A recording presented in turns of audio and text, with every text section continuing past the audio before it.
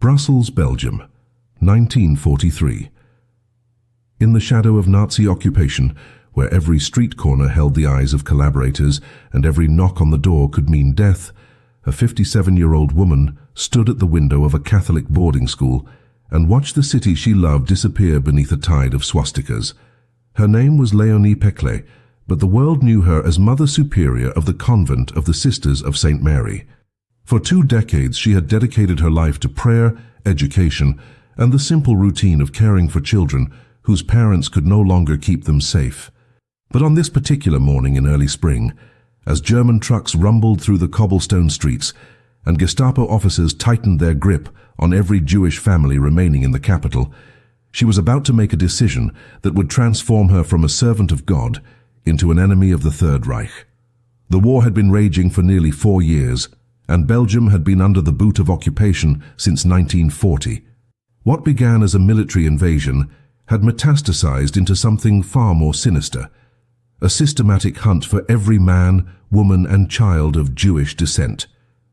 The deportations had started quietly, almost politely, with notices and registration requirements, but by 1943 the mask had come off entirely, and the transports to the east were running day and night. Mother Superior Léonie had never considered herself a rebel. She was not a soldier, not a spy, not a resistance fighter in the traditional sense. She was a woman of faith who believed in the power of prayer and the sanctity of human life. Yet, as the Nazi machine ground through Belgium with ruthless efficiency, she found herself standing at a crossroads that no amount of prayer could navigate alone. The convent had always been a place of refuge, a sanctuary where children from troubled homes could find stability and education. But now, in the darkest days of the occupation, it had become something else entirely, a hiding place for 74 Jewish children whose parents had made the most agonizing choice any mother or father could make. They had handed their sons and daughters over to strangers, to nuns who wore crosses and spoke of Christ, because it was the only chance their children had to survive. These were not orphans. These were children with families who loved them, families who were being rounded up and shipped away to places with names that would later become synonymous with hell itself: Auschwitz, Treblinka, Sobibor. The parents knew they were likely going to die. But maybe, just maybe, if they could hide their children behind convent walls and Christian prayers, those children might live. For months, the arrangement had worked.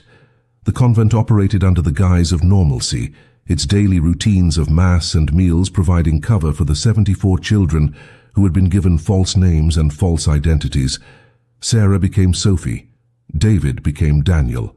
They learned Catholic prayers they did not believe in, and attended services for a God that was not their own, all while knowing that a single slip of the tongue, a single moment of forgetfulness, could bring the Gestapo crashing through the doors. Mother Superior Léonie walked a tightrope every single day, balancing the spiritual mission of her order with the very real and very illegal act of harboring enemies of the Reich. She was not naive. She knew that if the Nazis discovered what she was doing, the consequences would be absolute. The children would be deported, the nuns would be arrested, and she herself would likely face execution. Yet every morning when she rose for prayer, she did not ask God to release her from this burden. She asked him for the strength to carry it just one more day. But on the morning of April 15th, 1943, everything changed. The city had been bombed before, brief raids by Allied planes that struck military targets and disappeared back into the clouds. But this was different. The air raid sirens began to wail at dawn, and they did not stop. The sound was relentless, a rising and falling scream that sent every person in Brussels scrambling for shelter. Mother Superior Léonie stood in the hallway of the convent, listening to the distant thunder of explosions growing louder, growing closer, and she realized with cold certainty that the building she stood in was no longer safe. The children in her care, 74 souls who had already been hunted once, were now in danger of being buried alive beneath the rubble of a bombing raid they had nothing to do with. She had hidden them from the Gestapo, but she could not hide them from the sky. The decision came to her not as a flash of inspiration, but as a slow, crushing weight. If they stayed, they would die. If they fled into the streets during a bombing raid, They would be exposed, visible, vulnerable to any Nazi patrol or collaborator looking for easy prey. There was no good choice. There was no safe choice. There was only the choice between certain death and possible survival. And so, as the bombs began to fall in earnest, as the windows of the convent rattled in their frames and dust drifted down from the ceilings, Mother Superior Leonie did the only thing she could do. She gathered the 74 children, looked into their terrified faces and told them they were leaving. Not tomorrow, not after the raid. Now. Right now. While the city burned around them. What happened next would become one of the most astonishing and least known acts of heroism in the entire Second World War. A 57-year-old woman, armed with nothing but faith and a desperate plan, was about to lead 74 children through a city under bombardment, past Nazi patrols, and into the uncertain safety of the Belgian countryside. The odds were impossible. The risks were unthinkable. And the world would not hear her name for decades. But on that morning, as the bombs fell and the sirens screamed, Leonie Peclet stopped being a Mother Superior and became something else entirely, a guardian angel walking 74 children through the gates of hell. The convent had not always been a fortress of secrets. Before the war, it was simply a boarding school run by the Sisters of St. Mary, a place where middle-class Belgian families sent their daughters to receive a Catholic education and their sons to learn discipline and devotion. The nuns who lived there were not spies or soldiers. They were teachers, caretakers, women who had dedicated their lives to service and sacrifice. Mother Superior Leonie herself had entered the order at the age of 22, leaving behind the possibility of marriage and motherhood to become a bride of Christ. For 35 years, her life had followed a predictable rhythm: morning prayers at dawn, lessons for the children, evening vespers, and sleep. The greatest crisis she had ever faced was a shortage of firewood during a particularly harsh winter, or a conflict between two students over a stolen book. War was something that happened in distant countries, something she read about in newspapers, but never truly believed would touch her doorstep. But then came May of 1940, and everything she thought she knew about safety and stability collapsed in a matter of days. The German army swept through Belgium with terrifying speed, overwhelming the defenses and forcing King Leopold III to surrender after just 18 days of fighting. The occupation that followed was not the civilized, orderly affair the Nazis had promised. It was brutal, methodical, and designed to strip away every ounce of resistance. Jewish businesses were marked and then closed. Jewish families were required to register with the authorities, to wear yellow stars, to live under curfews and restrictions that grew tighter with each passing month. By 1942, the deportations had begun in earnest. Trains packed with men, women and children left Belgium every week, bound for labor camps in the east. The official story was that they were being resettled, given new homes and new jobs in occupied Poland. But whispers of a darker truth had begun to spread through the underground networks of the resistance. Mother Superior Leonie had tried to stay out of politics. She believed that the convent's mission was spiritual, not political, and that involving herself in the affairs of the occupation would only put the children in her care at greater risk. But in the autumn of 1942, a rabbi she had known for years came to her door in the middle of the night. His name was Rabbi Menachem Klein, and he had been a fixture in the Jewish quarter of Brussels for decades, a man of learning and compassion who had always shown respect for the Catholic faith, even as he remained deeply committed to his own. Now, standing in the dim light of the convent's entryway, he looked like a ghost. His clothes were threadbare, his face gaunt, and his eyes carried the weight of someone who had seen too much and slept too little. He did not ask for food or shelter for himself. He asked for something far more dangerous, a place to hide the children. Rabbi Klein explained the situation with a calm that belied the horror of his words. The Nazis were no longer content with deporting adults. They were coming for the children now, rounding them up from schools and orphanages, taking them from their parents' arms and loading them onto trains that disappeared into the night. The Jewish community had organized a network of hiding places, safe houses scattered throughout the city and countryside, where children could be given false identities and sheltered until the war ended. But the network was stretched thin, and there were more children than there were hiding places. He had come to Mother Superior Leonie because he knew her to be a woman of integrity, a woman who would not turn away a child in need, even if that child was not of her faith. He was asking her to risk everything, her safety, her convent, her nuns, and the non-Jewish children already under her care. He was asking her to become a criminal in the eyes of the occupying power. Mother Superior Leonie did not hesitate. She told Rabbi Klein to bring the children, and over the next 6 months, 74 Jewish boys and girls disappeared from the streets of Brussels and reappeared inside the walls of the convent with new names, new identities, and a shared understanding that their survival depended on absolute silence. They became Catholics on paper, learning prayers and hymns they did not believe in, attending Mass and confession, all while secretly clinging to the faith their parents had instilled in them. It was an impossible balancing act, but for 6 months it worked.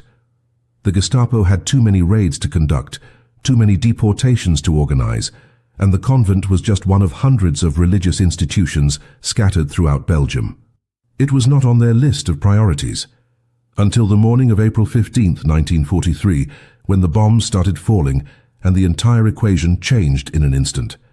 The Allied bombing campaign over Belgium in the spring of 1943 was not designed to kill civilians. But war has a way of ignoring intentions. The targets were German military installations, railway junctions and supply depots that fed the Nazi war machine.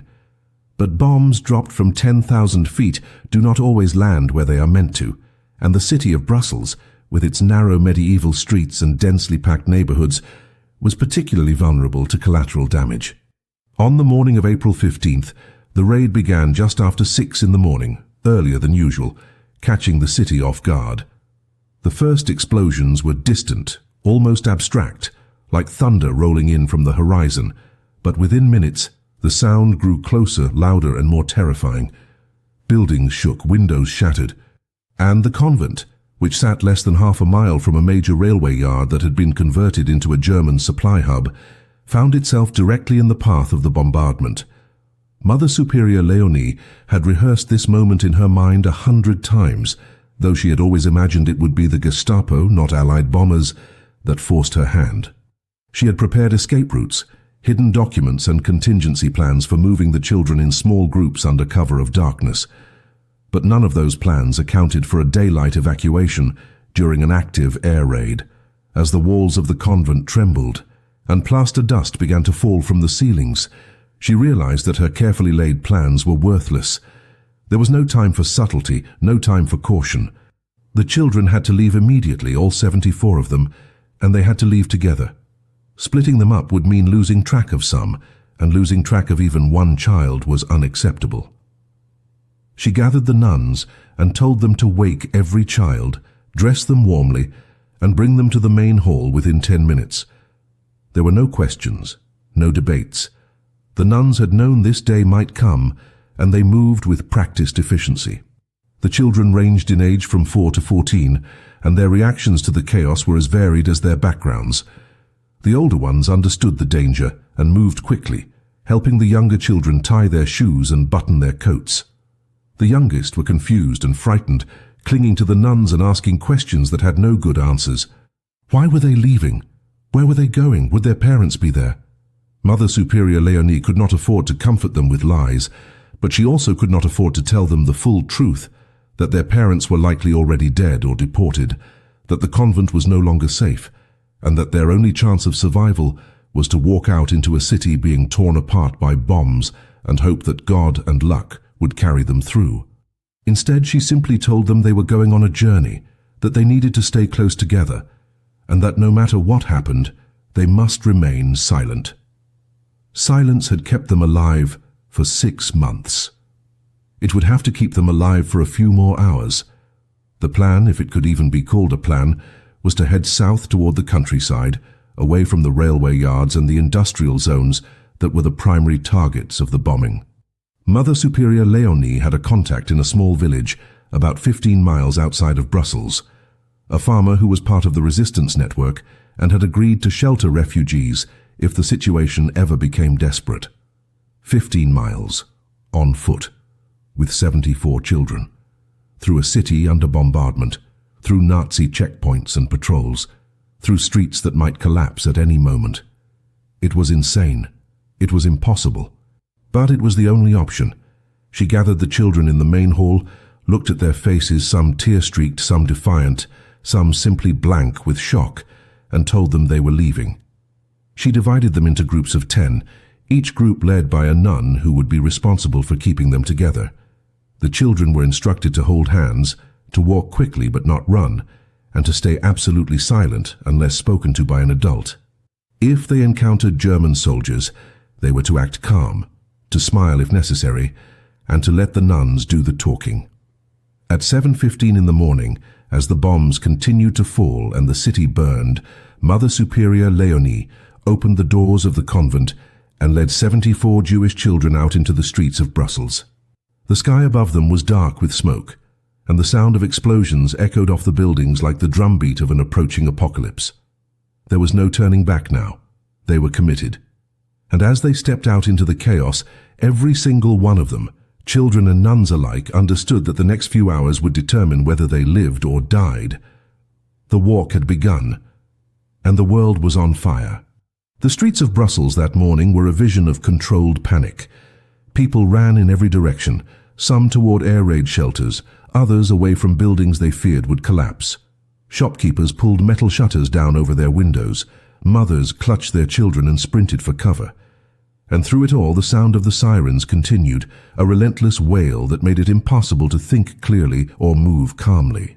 Mother Superior Leonie led her procession of 74 children directly into this chaos, walking with a deliberate pace that was neither too fast nor too slow. Too fast would draw attention, would make them look like they were fleeing something. Too slow would leave them exposed to the bombs. She kept her eyes forward, her hands clasped in front of her as if she were leading a prayer procession, and behind her the children followed in their groups of 10, holding hands, silent as ghosts. They looked, to any casual observer, like a school group on an unfortunate field trip, caught in the wrong place at the wrong time. It was precisely the impression Mother Superior Leonie wanted to create. The first checkpoint came less than 10 minutes into their journey. 2 German soldiers stood at the intersection of Rue de la Loi and Rue Royale, their rifles slung over their shoulders, smoking cigarettes and watching the chaos with expressions of bored indifference. They were not Gestapo, not SS, just ordinary Wehrmacht soldiers assigned to traffic control duty, the kind of men who had been conscripted into the army and sent to occupy a foreign country they had no personal hatred for. They were dangerous nonetheless. One word from them, one order to halt and present papers, and the entire plan would collapse. Mother Superior Leonie did not slow down. She walked directly toward them, her face calm, her stride confident, and as she passed she nodded politely and said in perfect German that she was evacuating the children to safety outside the city. One of the soldiers glanced at the procession, took a long drag from his cigarette and waved them through. They did not ask for papers, they did not ask questions, they simply let them pass. It was the first miracle of the day, though Mother Superior Leonie did not allow herself to feel relief. There would be more checkpoints, more soldiers, and not all of them would be so indifferent. The bombing intensified as they moved deeper into the city. A building 3 blocks away took a direct hit, collapsing in a cloud of dust and debris that rolled down the street like a wave. The children flinched but did not scream. They had been trained for this, drilled on the importance of silence, and even the youngest among them understood that their lives depended on obedience. The nuns tightened their grips on the hands of the children nearest to them and kept walking. There was no shelter they could run to, no basement they could hide in. The only safety lay in distance, in putting as many miles as possible between themselves and the targets of the Allied bombs. Mother Superior Leonie could feel the eyes of the city on them, shopkeepers peering through cracks in their shutters, residents watching from upper-story windows, but no one stopped them. No one asked questions. In a city being torn apart by war, a group of children being evacuated by nuns was not unusual. It was, in fact, expected. By the time they reached the southern edge of Brussels, nearly 2 hours had passed and the children were exhausted. The youngest ones were crying softly, their legs trembling from the effort of walking without rest. The older children carried some of the younger ones on their backs, their faces pale and slick with sweat. Mother Superior Leonie called for a brief stop in the shadow of an abandoned warehouse, allowing the children to sit and catch their breath. The nuns distributed what little food they had brought, stale bread, a few apples, water from canteens. It was not enough, but it would have to do.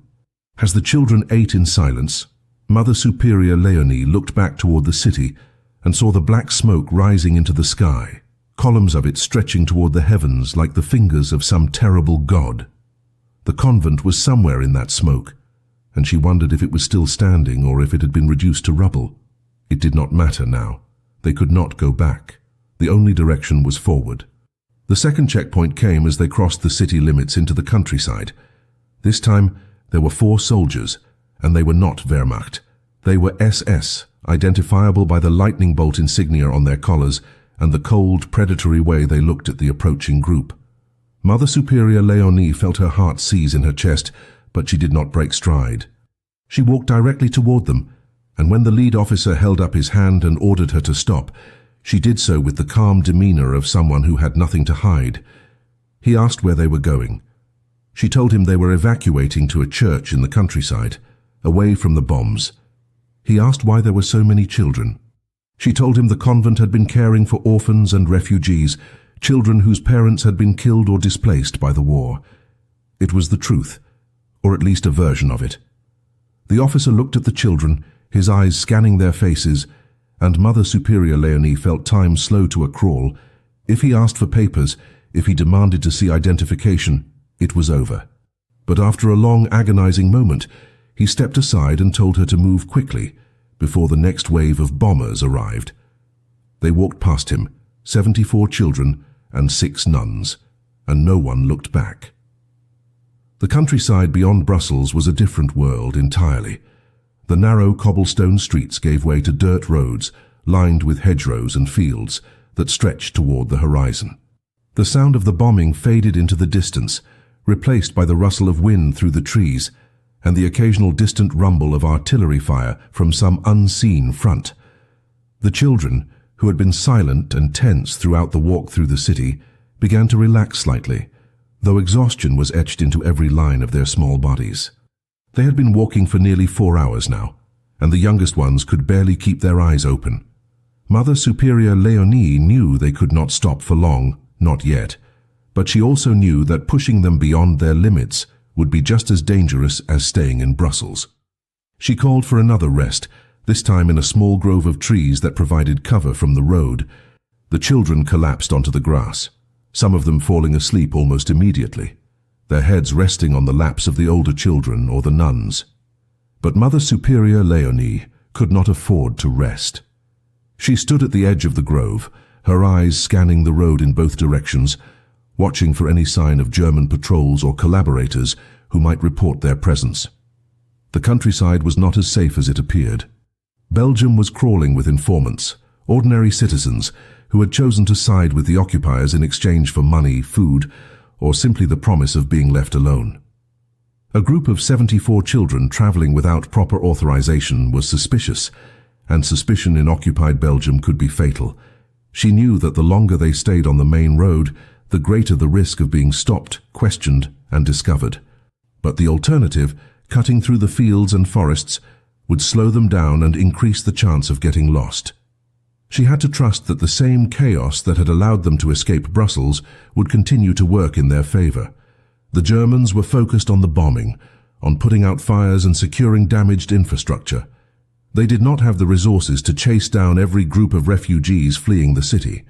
After 30 minutes, Mother Superior Leonie roused the children and got them moving again. The road ahead led through a series of small villages, each one a potential hazard. In the first village they passed, an old woman standing in her doorway watched them with narrow, suspicious eyes. Mother Superior Leonie smiled and nodded, and the woman said nothing, but the encounter left her shaken. How many other eyes were watching them? How many people had already noticed the strange procession of children and nuns and decided to say nothing, or worse, decided to report it to the authorities? There was no way to know. She could only keep moving and hope that the people of Belgium, even those who had accommodated the occupation, still had enough humanity left to look the other way when children were involved. By early afternoon, they reached the outskirts of the village where Mother Superior Léonie's contact lived. The farmer's name was Henri Dubois, a man in his 60s who had lost his son to the Gestapo 2 years earlier for distributing underground newspapers. He had been part of the resistance ever since, providing safe houses for Jews, downed Allied pilots, and anyone else fleeing Nazi persecution.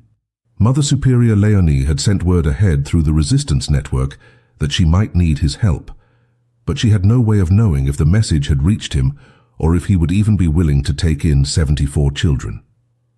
As they approached his farmhouse, a modest stone building surrounded by fields of wheat, she saw him standing in the doorway, waiting. His face was weathered and grim, but when he saw the children, something in his expression softened.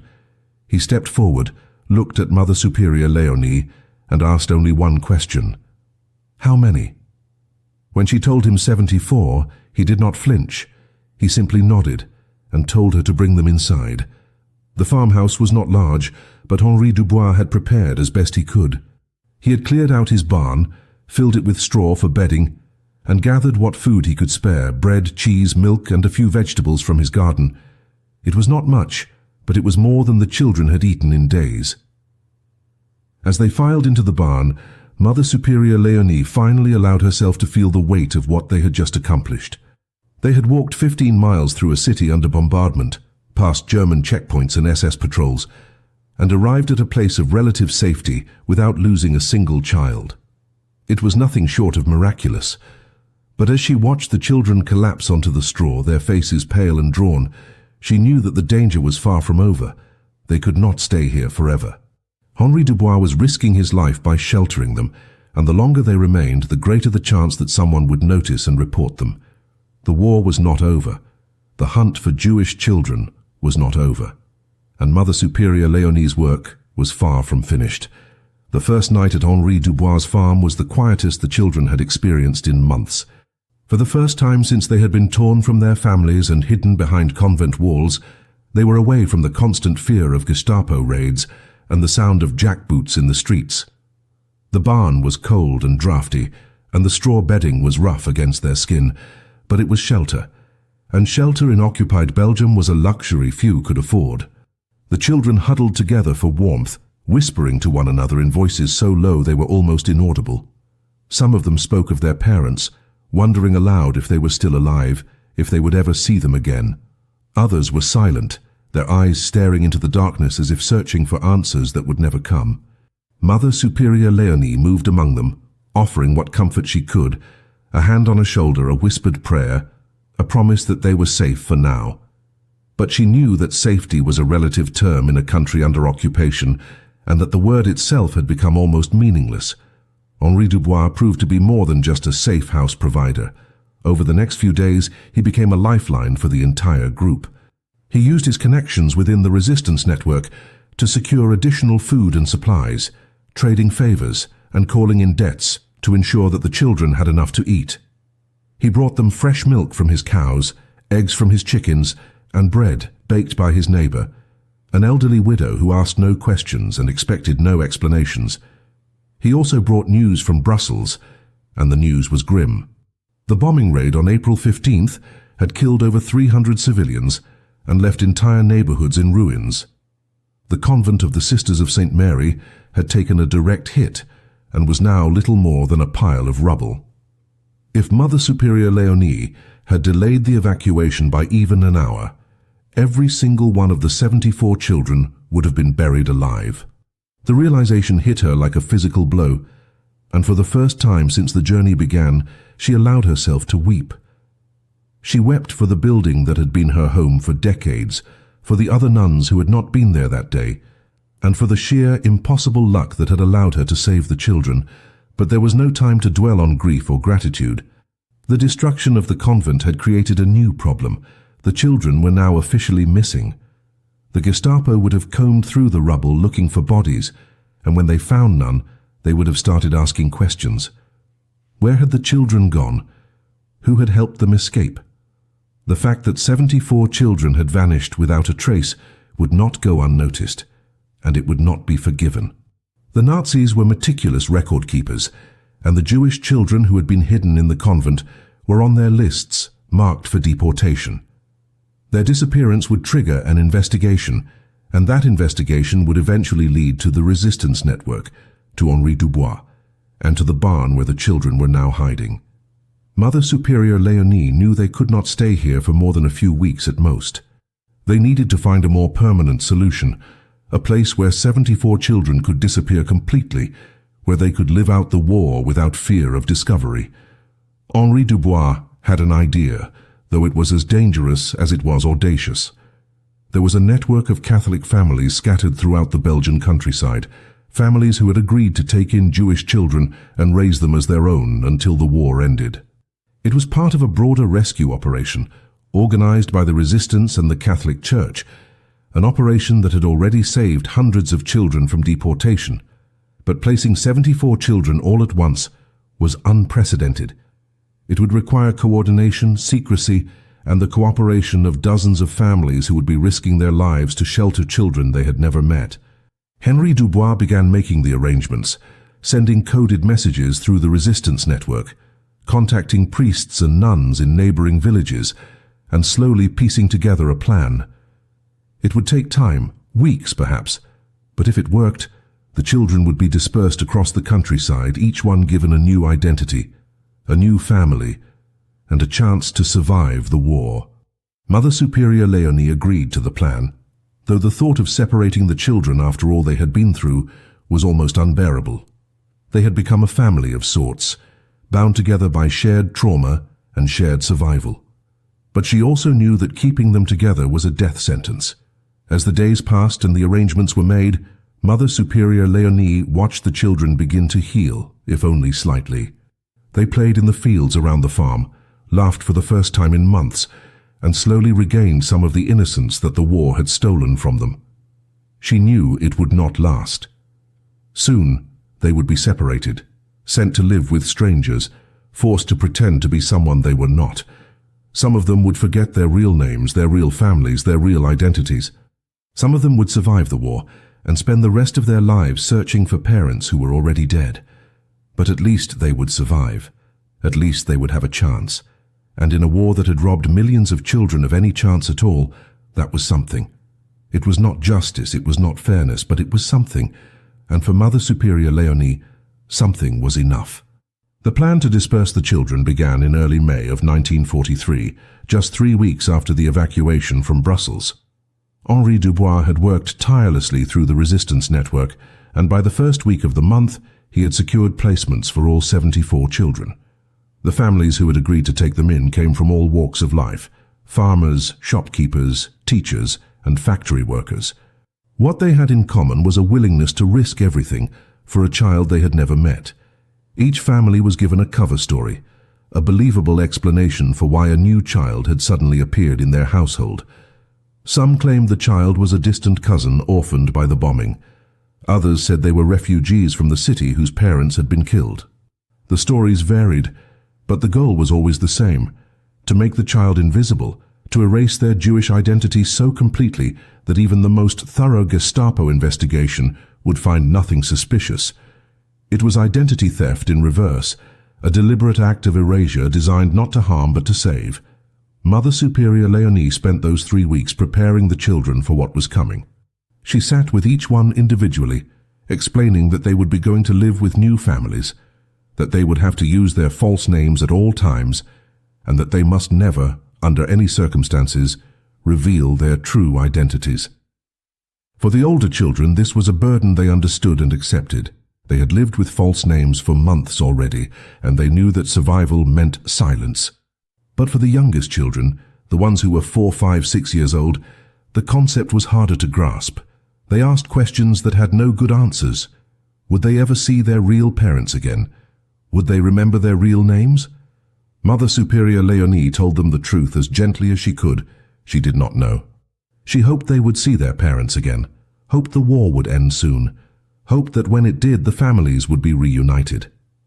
But hope was not certainty, and she refused to lie to them. They deserved at least that much. The first group of children left on May 8th, driven away in the back of a farmer's truck, covered with hay bales to avoid detection at checkpoints. Mother Superior Leonie stood in the farmyard and watched them go, her heart breaking with every meter of distance that opened between them. Over the next 2 weeks, the departures continued in small groups of 3 or 4 children at a time, each group carefully timed to avoid suspicion. Some were taken by families who came to the farm themselves, arriving in the dead of night and leaving before dawn. Others were escorted by members of the resistance, smuggled through back roads and forest paths to villages dozens of miles away. Each departure was a small death, a severing of the bonds that had been forged through months of shared fear and survival. The children cried, the nuns cried, and Mother Superior Leonie held herself together through sheer force of will, knowing that if she allowed herself to collapse, the entire operation would fall apart. By the end of May, only 12 children remained at the farm, the last group waiting for their placements to be finalized. These were the most difficult cases, children who were older, more recognizably Jewish in appearance or simply harder to place because the available families were running out. Mother Superior Leonie refused to send them to families she did not trust completely, refused to place them in situations where they might be mistreated or exploited. Henri Dubois worked around the clock to find suitable homes, and finally, in the first week of June, the last placements were secured. On June 7, 1943, exactly 8 weeks after the evacuation from Brussels, the final child left Henri Dubois' farm. Mother Superior Leonie stood alone in the barn that had been home to 74 children, surrounded by the empty straw bedding and the lingering smell of unwashed bodies and fear, and allowed herself to feel the full weight of what they had accomplished. 74 children, all of them alive, all of them hidden, all of them given a chance at survival. It was not a victory. There were no victories in a war like this. But it was something. The question that haunted her, the question that would haunt her for the rest of her life, was whether it had been enough. She did not know if the children would survive the rest of the war. She did not know if their hiding places would hold, if their false identities would stand up to scrutiny, if the families sheltering them would remain loyal when the Gestapo came knocking. She did not know if the parents who had entrusted their children to her care were still alive, or if they had already been murdered in the camps whose names she had only recently learned: Auschwitz, Treblinka, Sobibor. She did not know if she would ever see any of the children again, or if this was the last time their faces would occupy her waking thoughts and her nightly prayers. All she knew was that she had done what she could, and that she would carry the weight of those 74 lives for as long as she lived. Mother Superior Leonie did not return to Brussels. The convent was destroyed, the city was under constant surveillance, and her name was almost certainly on a Gestapo watch list by now. The sudden disappearance of 74 children from a bombed building had not gone unnoticed, and the Nazi authorities had begun asking questions. Henri Dubois received word through the resistance network that investigators had been scouring the rubble of the convent, searching for bodies, and when they found none, they had started interrogating the neighbors, demanding to know where the children had gone. Some of the neighbors claimed they had seen nothing. Others, hoping to curry favor with the occupiers, reported seeing a group of nuns leading children out of the building just before the bombs hit. The Gestapo now knew that the children had been evacuated, and they were actively searching for whoever had orchestrated the escape. Mother Superior Leonie was a wanted woman, though she would not learn the full extent of the danger she was in until months later. Henri Dubois insisted that she stay at the farm, at least for the time being, but Mother Superior Leonie refused to remain idle. She had saved 74 children, but there were thousands more still in hiding, still in danger, still waiting for someone to help them. She began working with the resistance network in earnest, using her connections within the Catholic Church to identify other convents, monasteries and parishes that might be willing to shelter Jewish children. She traveled from village to village, always under cover of darkness, always using false names and forged documents, meeting with priests and nuns who were willing to risk their lives for the cause. It was exhausting, dangerous work, and there were times when she came within minutes of being caught. On one occasion, she was stopped at a checkpoint by an SS officer who demanded to see her papers. The documents Henri Dubois had provided for her were excellent forgeries, but forgeries nonetheless, and a thorough inspection would have revealed the deception. The officer looked at her papers, looked at her face, and then, for reasons she would never understand, handed them back and waved her through. She did not stop shaking until she was miles away from the checkpoint. The work continued throughout the summer and into the autumn of 1943. Mother Superior Leonie became a ghost, a figure who moved through the Belgian countryside leaving no trace, coordinating rescues, arranging hiding places, and ensuring that the children who had been saved remained hidden. She rarely slept more than a few hours a night, and she lost weight rapidly, her already thin frame becoming almost skeletal. The other members of the resistance begged her to slow down, to take care of herself, but she refused. Every day she rested was a day that a child might be discovered and deported. Every hour she spent in safety was an hour that someone else was suffering. She had been given a gift, the gift of being able to save lives, and she would not waste it on comfort or self-preservation. The war had taken so much from so many people. If she could give back even a fraction of what had been stolen, she would consider her life well spent. By the end of 1943, the network Mother Superior Leonie had helped build had saved an additional 132 Jewish children, bringing the total number of lives she had directly influenced to over 200. It was a staggering achievement, though she never thought of it in those terms. She did not keep count. She did not celebrate victories. She simply moved from one crisis to the next, one child to the next, one hiding place to the next. But the strain was beginning to show. She developed a persistent cough that would not go away, and her hands shook constantly from exhaustion and malnutrition. Henri Dubois, who had become something of a father figure to her, finally convinced her to rest for a few weeks in the early spring of 1944. She reluctantly agreed, returning to his farm for the first time in nearly a year. It was there, in the same barn where 74 children had once slept, that she finally allowed herself to collapse. She slept for 3 days straight, her body finally giving in to the months of relentless effort. When she woke, she was weak but clear-headed, and she knew that she could not continue at this pace. The war was entering its final phase, and she needed to survive long enough to see it end. The end, when it came, was both sudden and anticlimactic. In September of 1944, Allied forces liberated Brussels, driving the Germans out and bringing the occupation to a close. The war in Europe would continue for another 8 months, but for Belgium, the nightmare was over. Mother Superior Leonie returned to Brussels for the first time since the evacuation, walking through streets that were scarred by war, but no longer patrolled by enemy soldiers. The convent was still in ruins, a pile of broken stone and shattered wood, but the neighborhood around it had survived. She stood in front of the rubble and said a prayer for the building that had been her home, and for the children who had once been safe within its walls. Then she turned her attention to the next impossible task, finding the 74 children she had saved and reuniting them with whatever family members had survived the war. The search for the 74 children began in the autumn of 1944 and would continue for years. Mother Superior Leonie compiled a list from memory, writing down every name, both real and false, of every child she had helped evacuate. She contacted the families who had sheltered them, traveling once again through the Belgian countryside, but this time without fear of checkpoints or Gestapo raids. What she found was a patchwork of survival and tragedy. Some of the children were exactly where she had left them, living with families who had grown to love them as their own. Others had been moved multiple times as the war progressed, passed from one safe house to another when danger grew too close. A few had been discovered despite all precautions, arrested and deported in the final desperate months of the occupation when the Nazis intensified their efforts to meet deportation quotas. Mother Superior Leonie recorded each outcome with meticulous care, determined to account for every single child, to know their fates, and to honor their stories. The hardest part of the search was not finding the children, but finding their families.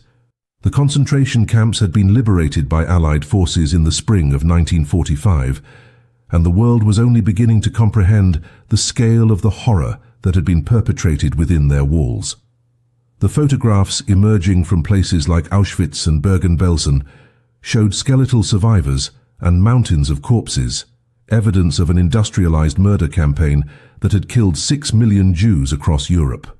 Mother Superior Leonie pored over Red Cross lists of survivors, refugee registries and displaced persons camps, searching for the parents of the children she had saved. Some she found. They were broken, traumatized, barely recognizable as the people who had entrusted their children to her care 2 years earlier.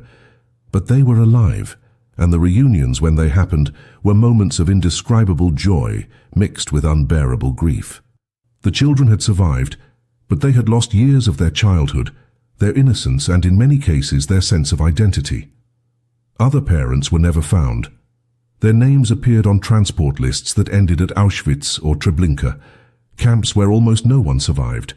For those children, the families who had sheltered them became their only families. Some chose to stay with their adoptive parents, having formed bonds too strong to break. Others, especially the older children who remembered their real parents, struggled with the loss, caught between two identities and two worlds.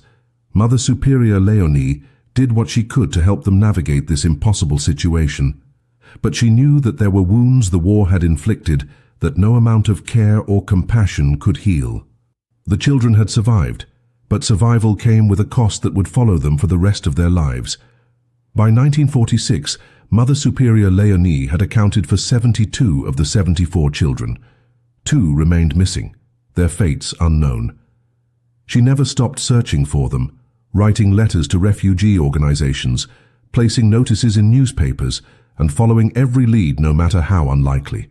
She would continue this search until her death in 1968, never finding closure, never knowing what happened to those 2 children. It was the one failure she could not forgive herself for, the one gap in an otherwise miraculous record of rescue. But for the 72 children she had found, she became a permanent part of their lives. They visited her, wrote to her, invited her to their weddings and the births of their children. They called her their guardian angel, though she always rejected the title. She was not an angel, she insisted. She was simply a woman who had done what needed to be done. The Catholic Church eventually recognized her efforts, awarding her honors and commendations, but Mother Superior Leonie declined most public recognition. She did not want awards or ceremonies. She wanted the world to remember the children, not her.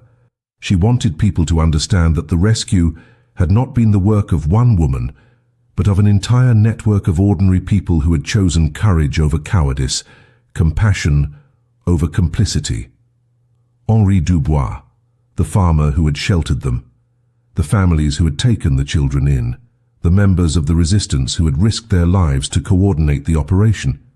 They were the heroes, she said, not her. But the children knew better. They knew that without Mother Superior Leonie's decision to walk 74 children through a burning city, none of them would have survived. They knew that she had carried them through the gates of hell and brought them back. And they never forgot. Mother Superior Leonie Peclet died in Brussels on March 12, 1968, at the age of 82. She had lived long enough to see the children she saved grow into adults, to hold their children and grandchildren, to witness the creation of the State of Israel and the trials at Nuremberg that brought some measure of justice to the victims of the Holocaust. But she did not live to see her story become widely known.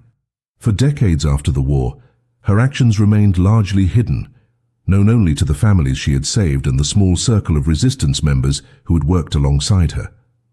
The full account of the evacuation, the 14-mile walk through a city under bombardment, the 74 children saved from certain death, was not documented in any official history. It was a story told in whispers, passed down through families, preserved in handwritten letters and fading photographs. The world had moved on from the war, eager to rebuild and forget, and the quiet heroism of a Catholic nun who had defied the Nazis was lost in the noise of Reconstruction and Cold War politics. It was not until the 1990s, more than 50 years after the evacuation, that historians began to piece together the full scope of what Mother Superior Leonie had accomplished. Survivors and their descendants started coming forward, sharing their stories, and researchers began to connect the dots. What they discovered was astonishing.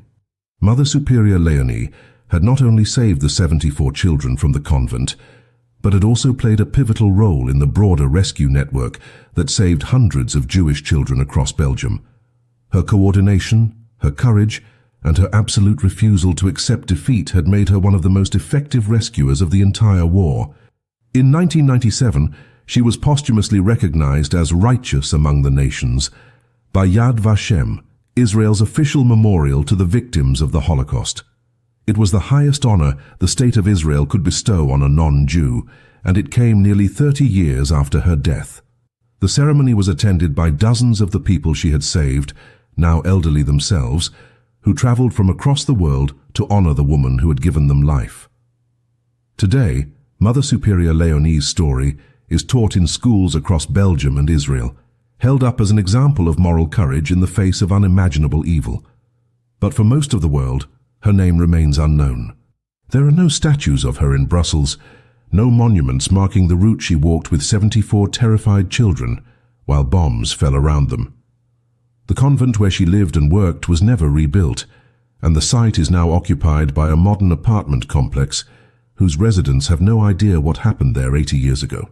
History, it seems, has a short memory for the quiet heroes, the ones who did not seek glory or recognition, but simply did what was right because there was no other choice.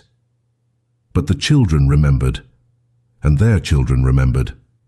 And now, finally, the world is beginning to remember too. Mother Superior Leonie Peclet walked 74 children through hell and brought them out the other side. She gave them life when the world had decided they should die. She refused to accept that evil could triumph, and in refusing she proved that even in the darkest moments of human history, there is always room for light. Her story is not just a story of the past. It is a reminder for the present and the future that ordinary people, armed with nothing but courage and compassion, can change the world. One child at a time. 74 children at a time, and that is a legacy worth remembering.